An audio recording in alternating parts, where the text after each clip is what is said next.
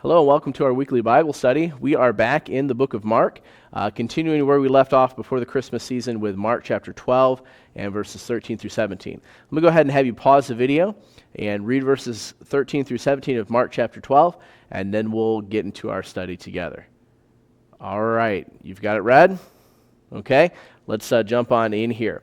In Mark chapter 12, of course, we return back to the scene of the temple where Jesus has been teaching the people, and he's, in Mark chapter 12, had so many interesting things to say in this parable at the beginning of chapter 12, where he has confronted those who have rejected God's work in their lives, and talks about how God is going to extend his mercy and grace to the Gentiles. So, pretty neat parable, and got people's attention. And so, verses 13 through 17, Jesus is still in that temple area, and people are still listening to him. They're still surrounding him as he continues to teach. As Jesus draws this crowd to himself, there are those that don't like that. And it's interesting to see different groups that are willing to set aside their differences because of their hatred of Jesus and because of the threat that he was to the religious status quo. And so in chapter 12, we actually, beginning in verse number 13, we actually see three pretty interesting encounters with those that would kind of make up the body of the Sanhedrin, or the Jewish religious leadership, right? And so in verse number 13, you have the Pharisees and the Herodians come together. Then you have the Sadducees, and then you have the scribes are represented at the end of chapter 12.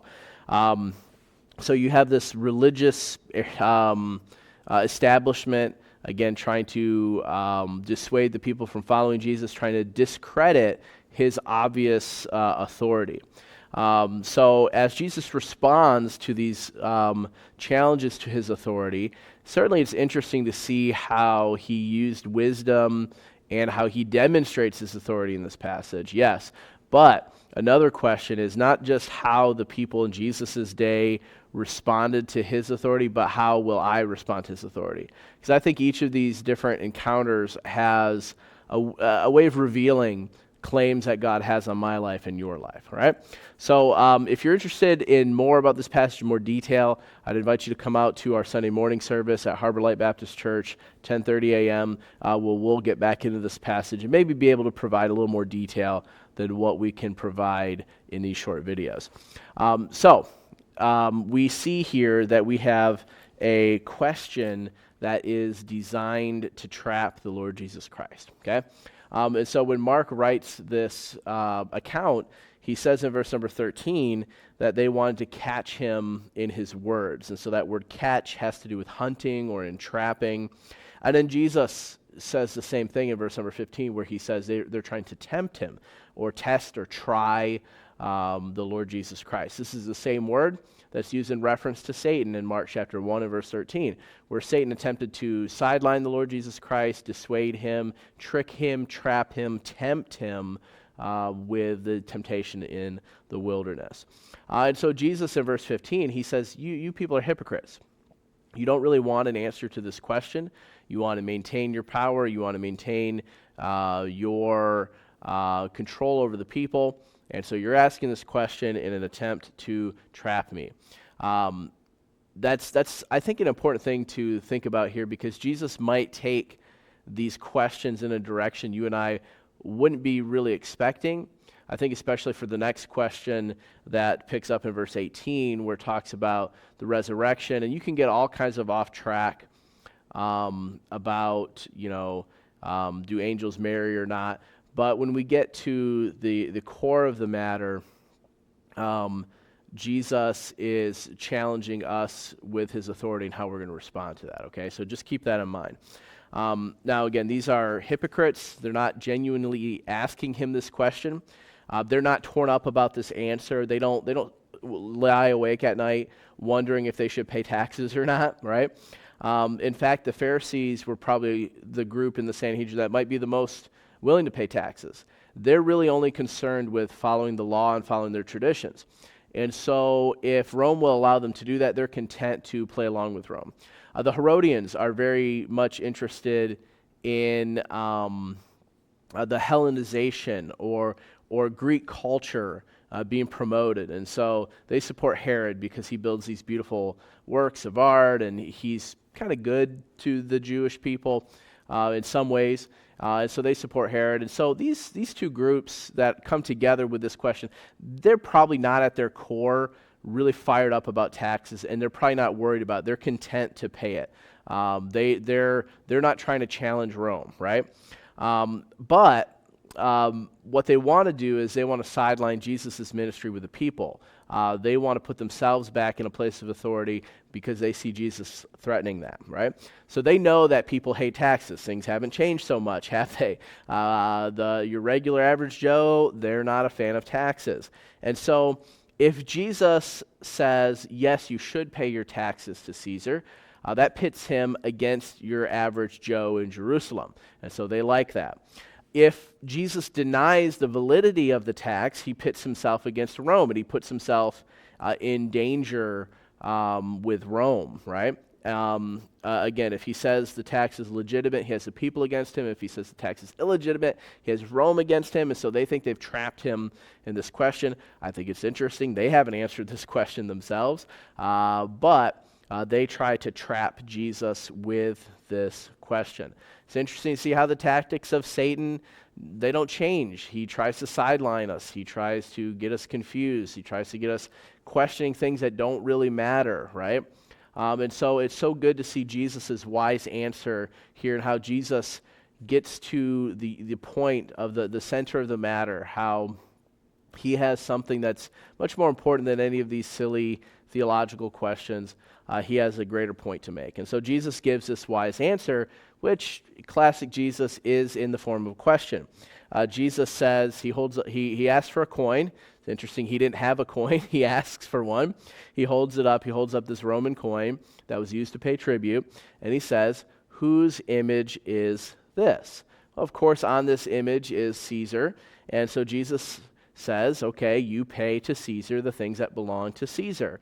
Jesus recognizes that Caesar has legitimate worldly authority, and believers, those that follow him, he's teaching here, those that follow him should recognize that. Caesar's face is on the coin, so the coin belongs to him. You ought to pay your taxes, right? Again, Jesus' answer doesn't fit into the box. I think people probably looked at him as a very maybe more radical law-abiding Jew, and so they might expect from him promotion of a theocracy, or taxes should only be paid to the temple, something like this. But again, Jesus' answer doesn't fit in the box, and I wonder if that's some sort of pattern for believers where we don't fit in with the worldly schools of thought. And if there's two ways, sometimes we find ourselves discarding both of them, right? Maybe that's a discussion for another day, but it seems interesting to me. Jesus confirms that government is ordained by God and that those that are in power are there because God allows it, right? And so we obey those in authority as they operate in their spheres, but as he follows up with this in verse number 17, he doesn't just ask whose image and superscription is this. He says, render to Caesar the things that are Caesar, and to God the things that are God. We obey those in authority as they operate in their spheres, but we recognize that there is one God operating in a much higher sphere and who has much more authority, who has ultimate authority, and we owe our allegiance to him over and above Caesar. So Caesar can have his coin. God deserves much more allegiance to that. And so I want to end with this, which I think is, you can look at this passage, you can say, okay, what's the argument for how Christians respond to government? Sure. But I think there's a much more interesting question on how I respond to God's authority. If it's natural to say, okay, there are those in authority who are in control of certain things in this world, and we respond to them, and we obey their authority, right, to a certain extent, while they're operating their spheres, right? What a much greater question would I consider my responsibility to God? So I think this question of Jesus saying, whose image is this, is really interesting. He holds up a coin, and he shows Caesar's image, but yet at the same time, he is surrounded by those who bear the image of God. This coin has Caesar's image on it, but the people that are around Jesus and Jesus himself bear the image of God. Again, if the coin belongs to Caesar because it bears his image, to whom do you belong if you bear the image of God? And so I think it's a much more interesting question than anything you could really ask about government. It's, if I bear the image of God, what is my responsibility to God? I'll challenge you with this in my own heart too. It's probably much greater than any kind of yearly tax, right? We get so fired up about paying taxes, but here Jesus says there's something greater operating here that you ought to consider. And so if I bear God's image, how should that cause me to live? How should I structure my life if I bear the image of God? Why do I do what I do? What should I do? How should I act? How should I speak? How should I think if I bear the image of God? So yes, this passage is about authority, but it's about how we relate to the authority of God. And specifically, since God has made us in his image, how do we relate to him? And how do we relate to others who also bear the image of God? I think that'll set you up for some great discussion here in Mark chapter 12. Again, we'll continue to explore some of these questions of Jesus' authority. But maybe a greater question is, how am I responding to that authority? Not whether he has authority over the Pharisees. Man, he's demonstrated that. But how do I respond to his authority? All right. Curious to hear from you on the discussion, and we look forward to seeing you next week as we continue on in Mark chapter 12. God bless you. We'll see you next time.